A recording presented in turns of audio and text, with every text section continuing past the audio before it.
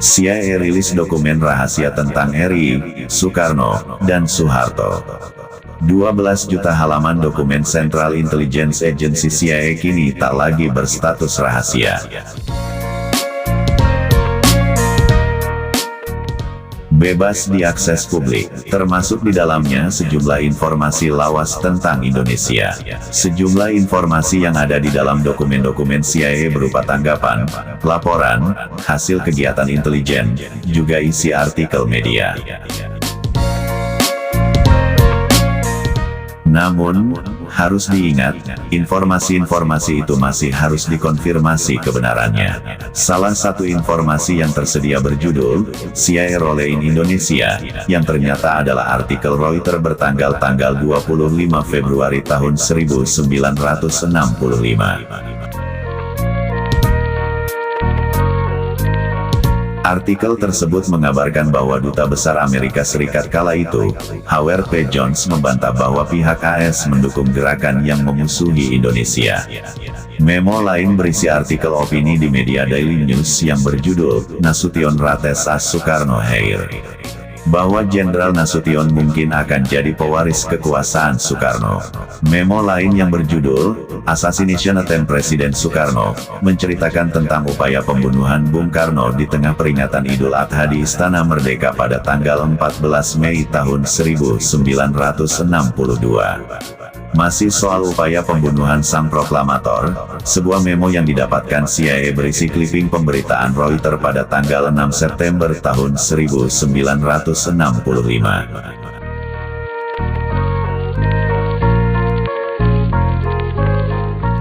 Dalam artikel berjudul, CIA After Him, Soekarno Says, sang presiden menuding CIA memiliki plot untuk menghancurkannya. Di sejumlah tempat saat ini, ada beberapa sniper untuk membunuh Soekarno, kata Bung Karno seperti dikutip dalam artikel tersebut.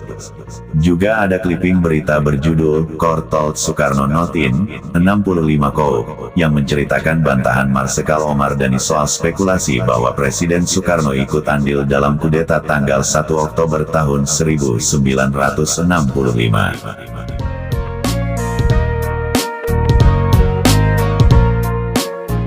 Seperti halnya Menteri Luar Negeri Subandrio yang diancam hukuman mati atas kasus pengkhianatan, Dhani menolak melibatkan Soekarno.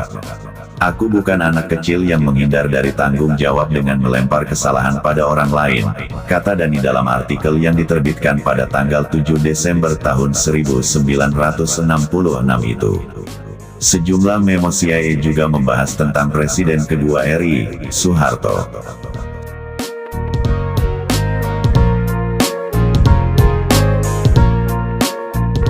Salah satunya yang bertanggal 15 Februari tahun 1985.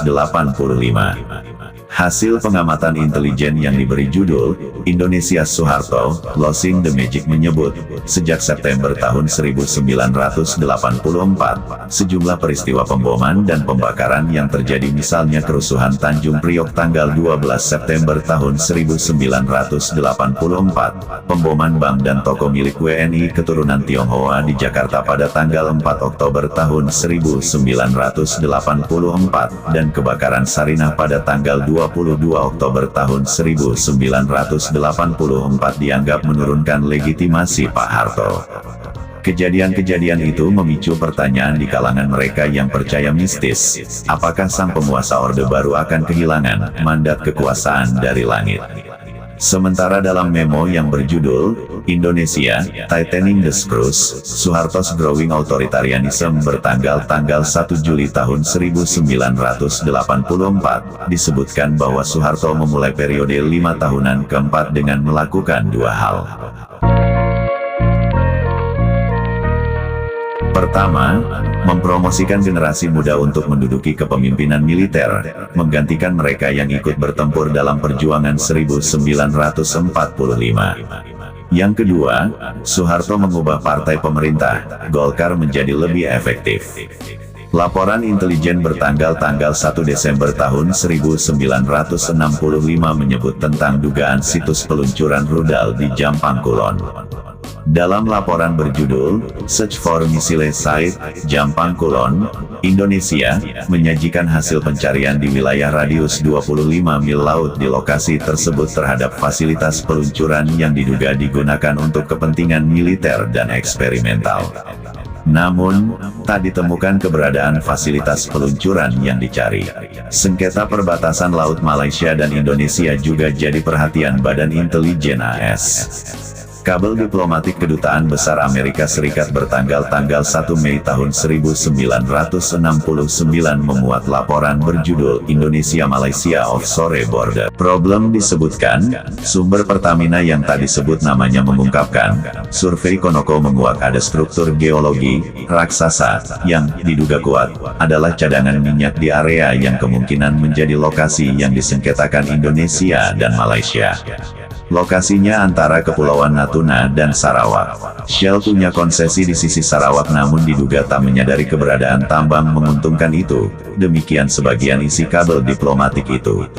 Sumber mengatakan, pejabat Pertamina khawatir temuan tersebut akan mempengaruhi dialog soal perbatasan itu. Terima kasih, semoga menambah informasi wawasan Anda.